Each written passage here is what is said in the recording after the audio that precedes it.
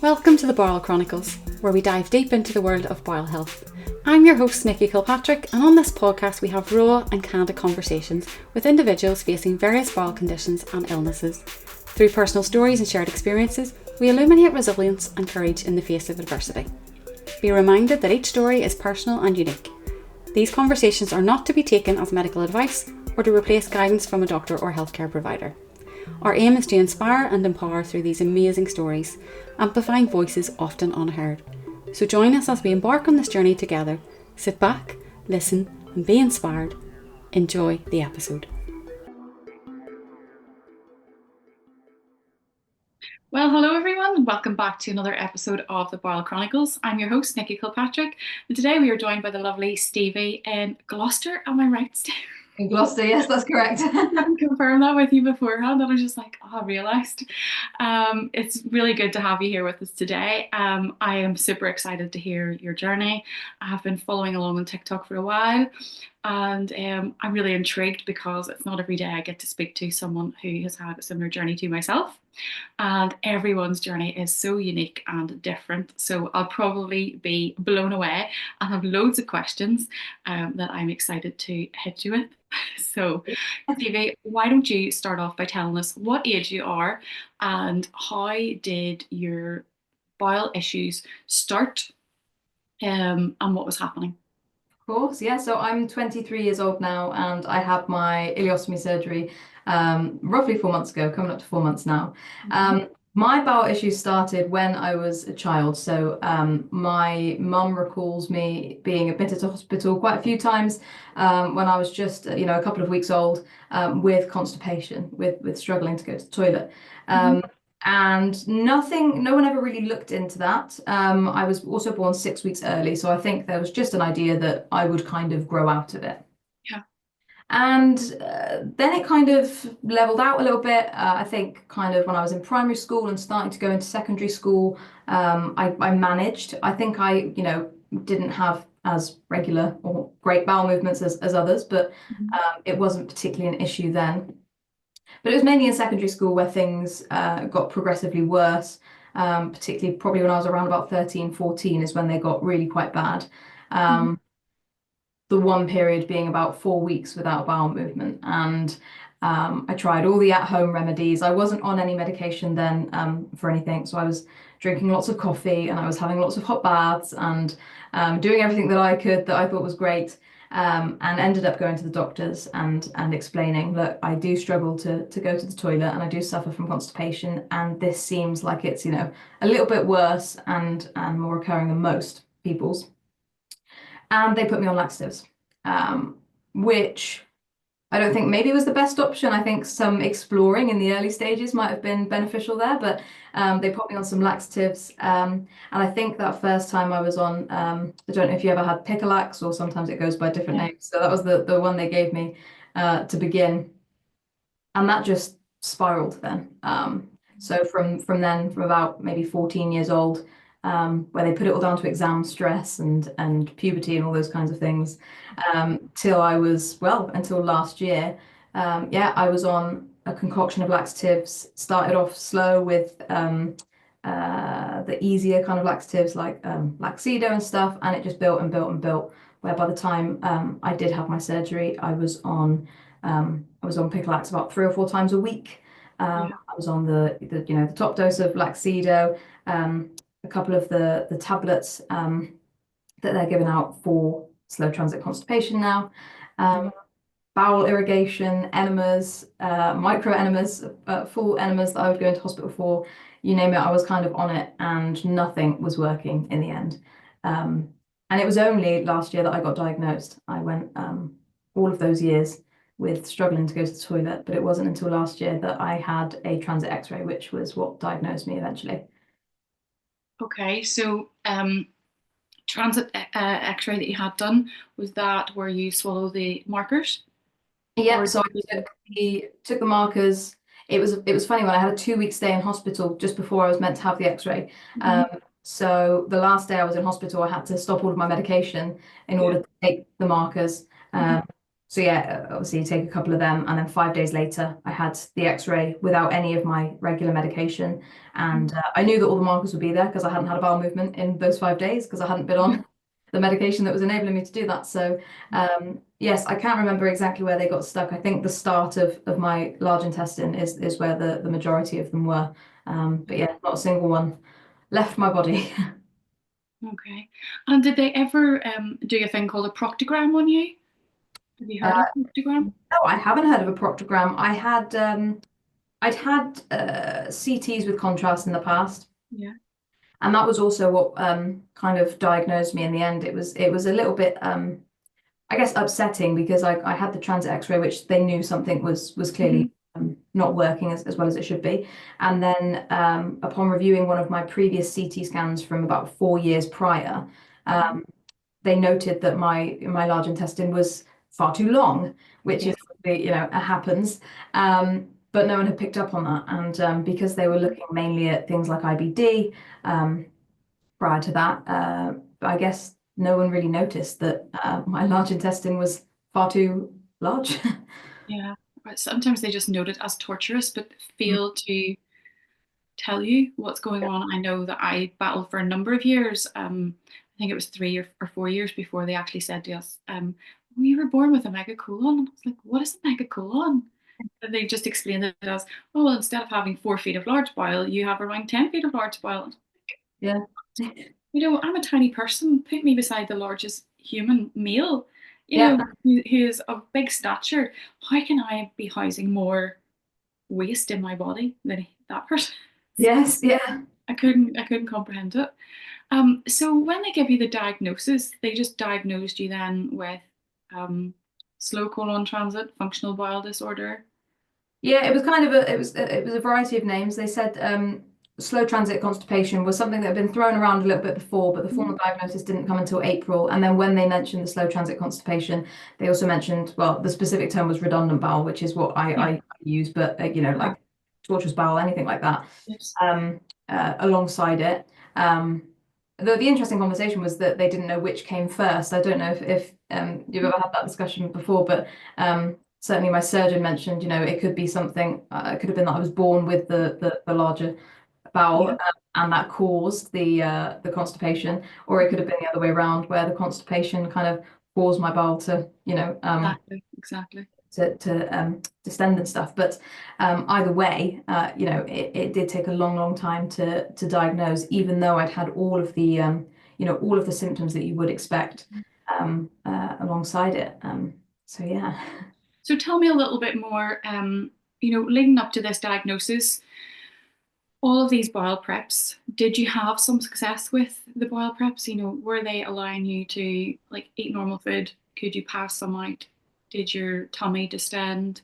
Yeah, the bowel preps were awful, and it's the reason now that I have to drink a lot of the rehydration drinks with an ileostomy, and I really struggle with them because they remind me of the bowel prep drinks. Yeah.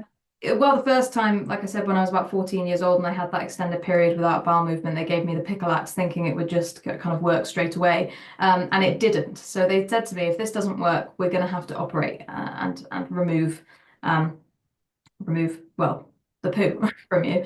And I said, that's fine. I'd rather not have surgery. So they gave me a second Picolax, and that eventually worked. But that was two doses within a very short space of time.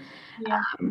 And yeah, from then on, it was pretty much just, Picolax, Plenview, the kind of higher volume ones as well, and they really took a toll. I think they were the worst parts about the journey, really, because they would cause extreme bloating, and obviously they work by sucking in all the water from the rest of your body and sending it to your bowel. So you're having to drink a lot on top of this, which also kind of makes you just feel really lethargic and tired. Um, Managing that, 3 or 4 times a week was quite a struggle on top of, living, my best 18, 19, 20-year-old self's life, and working and studying and everything that I was doing at those times. It was really difficult to balance, but I'm not sure how I did it, to be honest. Yeah, I'm like, how did you do it? Because I know we were discussing there, you're around the same age as my girls, and that would just pain me so much to know and to have to watch one of my children go through that. I mean, it was bad enough I'm twice your age going through it. Um, and I've had two children, I've been through excruciating pain and labour, but bowel pain is a completely different thing. I used to say, give me child labour over this any day. I can't do it. Yeah. Um, it's absolutely horrendous. Yeah, Horrendous. You've had to that's go where I had the other side of the issue, which I'm sure you might have heard as well, is you're in this awful pain because of all the medication, but also just generally being extremely constipated, which is very uncomfortable. But I wasn't allowed to take any painkillers aside from paracetamol because the painkillers cause constipation. So it was this horrific cycle of just no pain relief, and taking this medication that then causes pain. It was a difficult situation, but I do have to say, and I definitely wanted to mention this. I had one brilliant nurse from my local surgery who just listened. Like every time I went to see her, she really listened to me. And I went in the one time, maybe a couple months before my operation was scheduled, and I said to her, I can't eat, I can't go to the toilet, nothing's working, I'm in agony all the time. And I said, I just need to get past the pain. If I can get past the pain, I can carry on with my life. And she actually put me on Oromorph. And when I said to her, well, I've been told to avoid this because it will constipate me, she said, you're already constipated. She said, you are already constipated, you are struggling. She said, we need to treat the pain now, which is they obviously try and treat the cause first, but then they treat the symptoms. So she said, we're going to treat, we're going to treat the pain. And that was kind of what got me through to the operation. It was just someone to listen to me and say, okay, the pain is what's causing the issue here. And then once I was on that medication regularly, I could actually go and do things. Yeah. And it kind of gave me my life back in a little bit of, because I could get out of the house.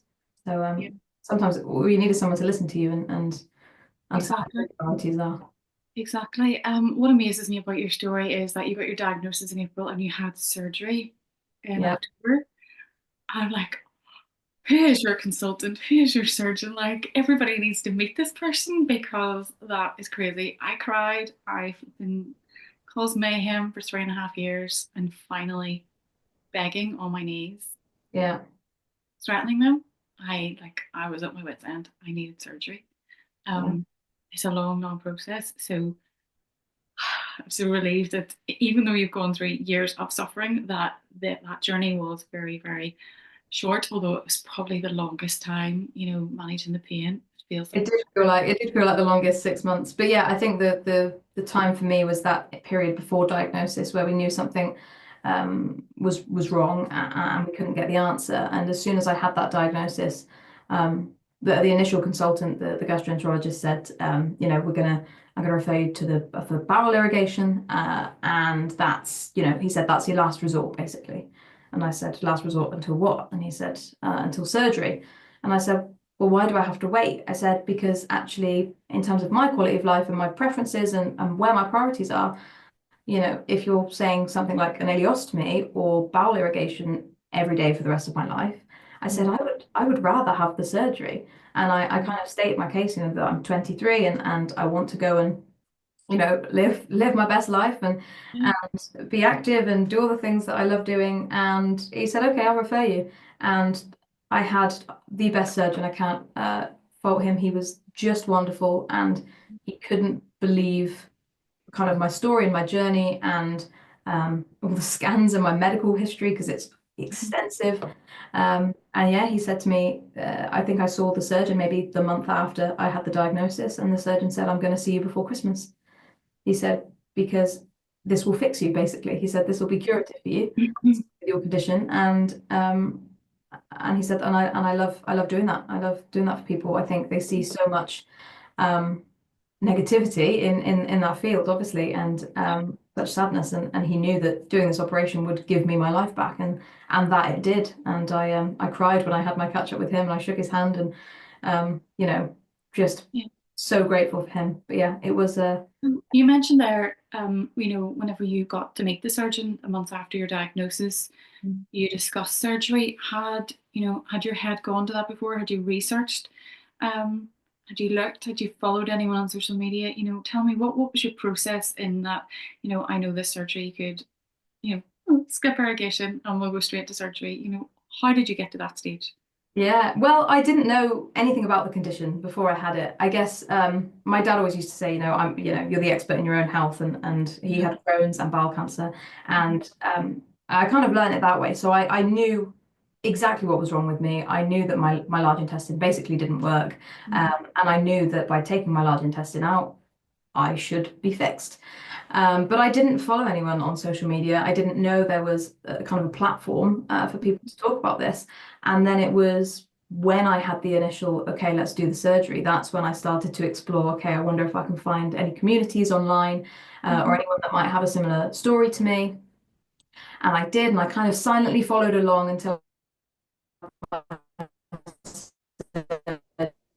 surgery. And I thought, I want to document my journey from the very beginning, from when I have the surgery, because they're such tough conditions. I say conditions as a I guess anything under functional bowel disorder, because they're really tough and they're really tough to diagnose. And I was one of those people that my bloods were always fine.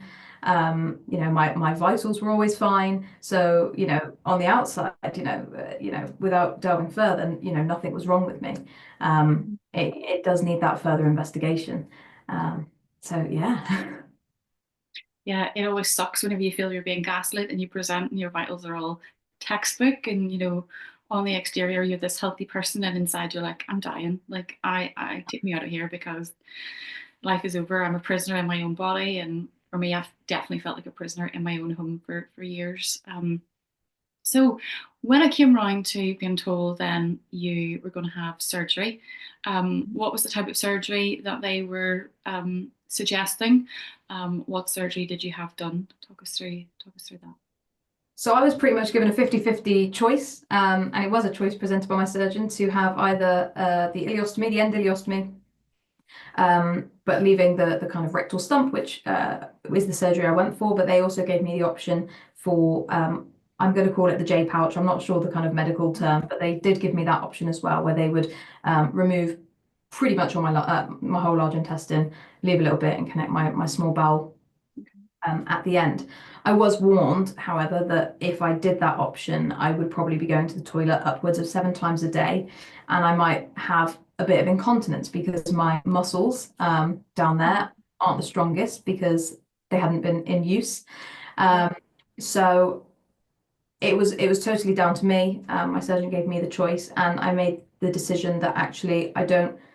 I'll go back to what you just said, but I've been used to kind of being, a prisoner in my own body, and I didn't want, then to go the opposite way and to be constantly worrying about going to the toilet or being incontinent, which I'd also suffered from taking a lot of the laxatives and having overflow diarrhea. And I wore Mhm. adult nappies every day for like, 6 months. But um, I didn't want that anymore. I wanted this fresh start, and I wasn't scared of a stoma because my dad had, like I said, my dad had Crohn's disease.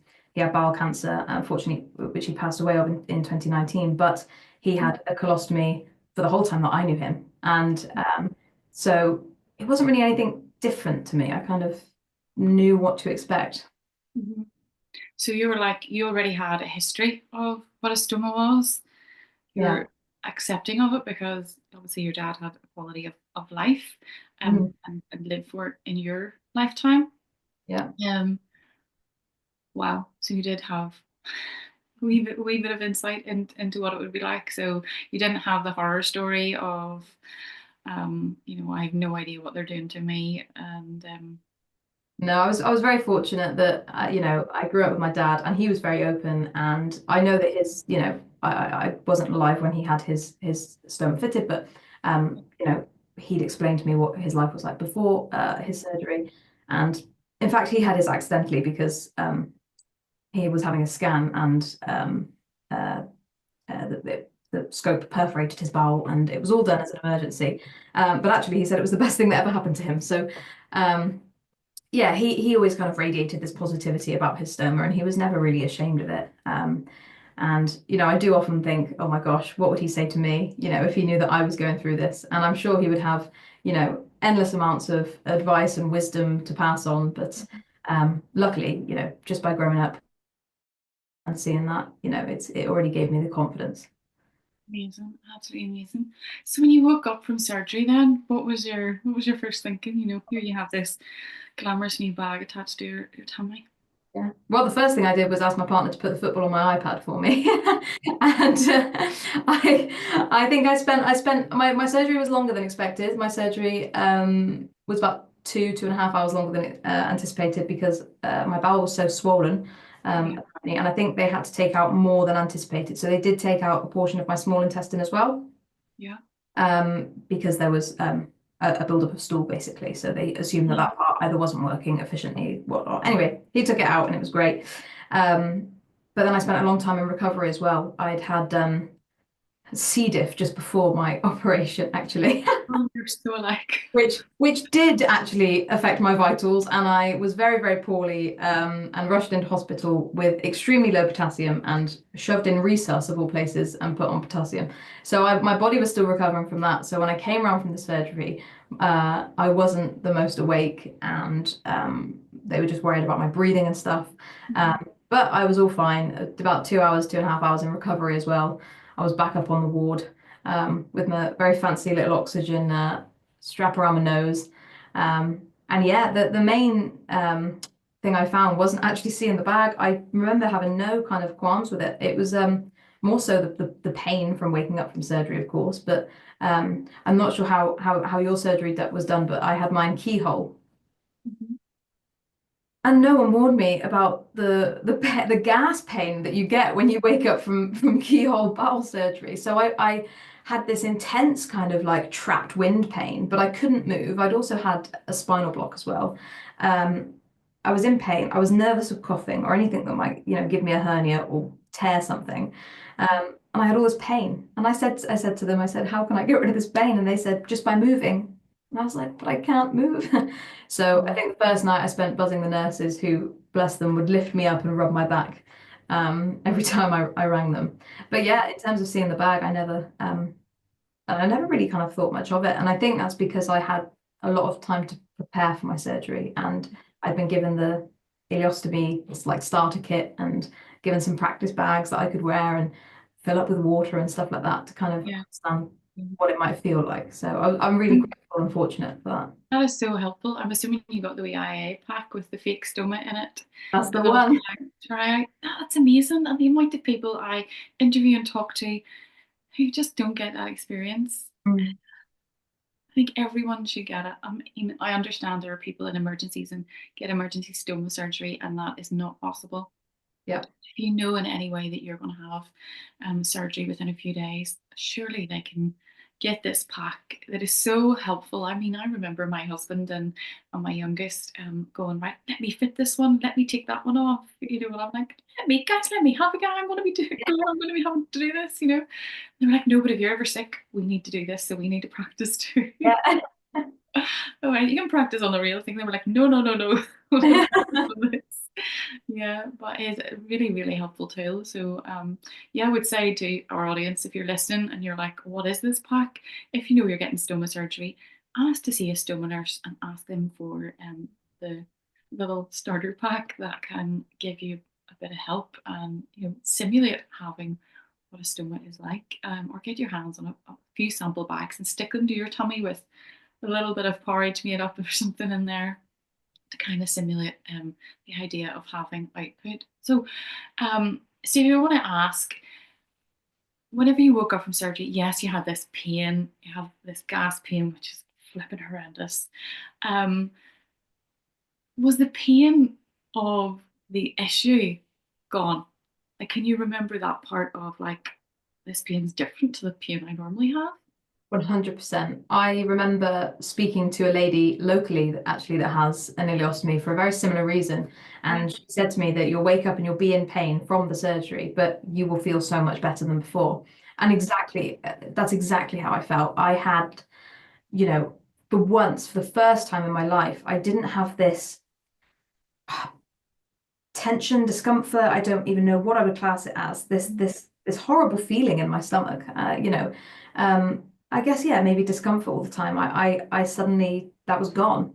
Yes, I had kind of pain on the outside from the surgery, but actually that pain was gone, and I felt so much more awake and energetic, even though I just come around from quite big surgery. Yeah. But my energy levels just shot through the roof. Yeah. I couldn't believe it. It was just such a sudden impact, and yeah, I think that's also what made me feel, gosh, if I'd have had this sooner, how great would life have been? Exactly, exactly. I have people say to me, "Oh my goodness, even your very aura, everything has changed about you." Like, yeah, my body is no longer toxic. Like, Yeah. hello, I'm back in the world. Where have I been for years? It's yeah, it's truly life changing. So, you get out of surgery, you get home, you start your recovery process. Here you are, 4 months in. I mean, when I look at TikTok or Instagram, you're off out, you're back playing local football. You're very sporty. How life changing has this been for you? So life changing. I mean, I tried to keep active before my surgery and stuff like that. It's one of my, I love playing football and, going for nice long walks and stuff. But I really did struggle before my surgery, especially with those energy levels. Yeah. Since I just want to be out all the time. I want to be doing things all the time, and I am, and I'm getting to that stage. I'm still building up strength now, but getting back to football was the biggest win for me because I thought it would take an awfully long time. And when I knew that I was having surgery, that was, my biggest kind of worry because it's not just the activity and the exercise, it's the people and it's the social thing as well. So I was really worried that I would be missing out, but no, because it's just boosted my well, everything, energy, how I view myself. I had lots of body image issues before my surgery, with my weight just going up and down and fluctuating. Um, and now I just feel much more secure and content, I guess, in myself. And that helps a whole lot as well. Yeah. And I think when I have this conversation with a lot of people, it's about the acceptance of stoma life. It's the Mm. acceptance of, okay, my body now looks different.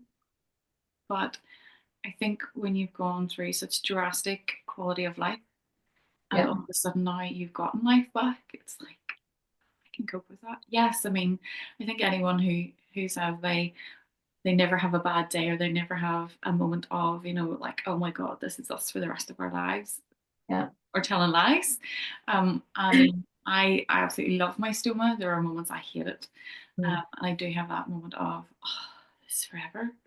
But it's whenever you go back to sitting on the bathroom, sitting on the toilet for 2.5 hours doing irrigation or oh my god, making up liters of clean prep Plainview, drinking Picklex, Fleet, Laxito, 14 sachets at a time. You're like, why would I swap it? Why would I go back to that lifestyle? It's no, you wouldn't do it.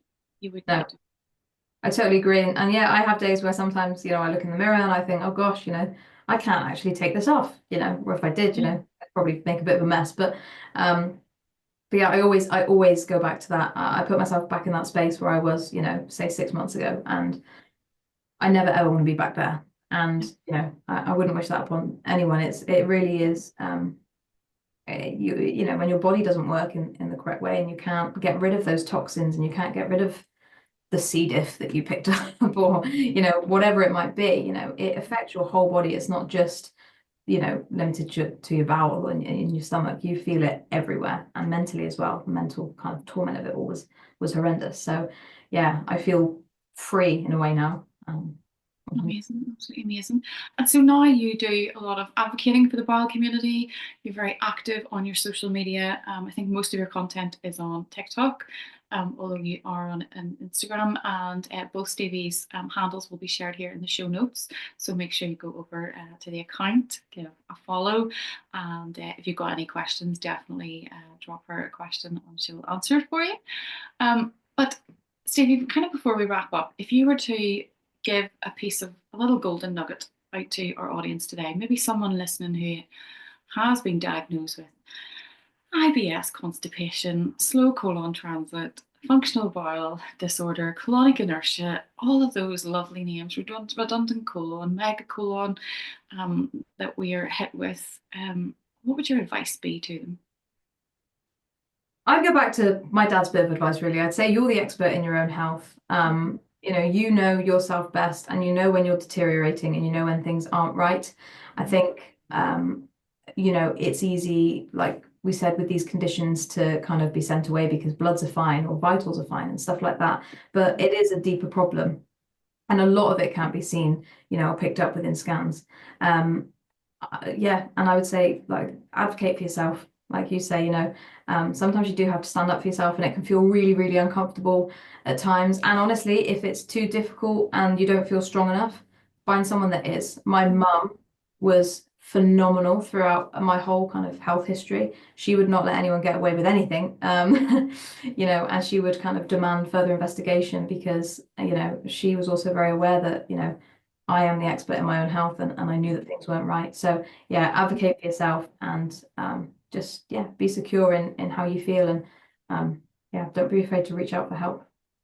Yeah. And like I've already said, Stevie and the Stoma on Instagram and TikTok. I mean, you share absolutely everything, as much content as you can. It's excellent. Keep on doing that because you are definitely an asset to the bowel community. I love that we're such um, I want to say a small community, but actually we're a very, very large community, and we're a very intimate community who has each other's backs.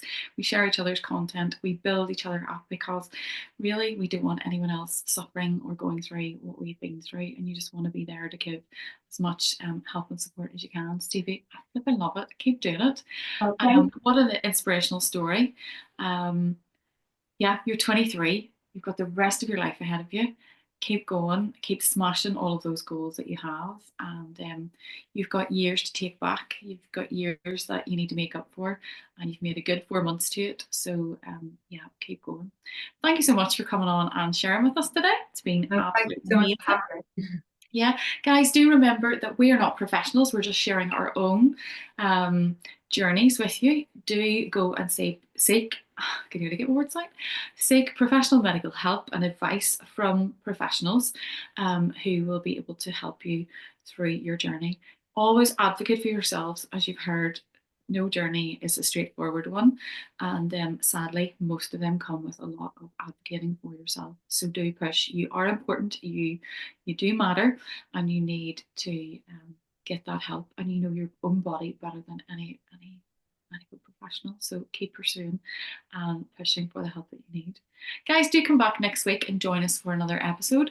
But from Stevie and myself, it is over and out today. Stevie, once again, thank you so much. No, thank you, Nikki.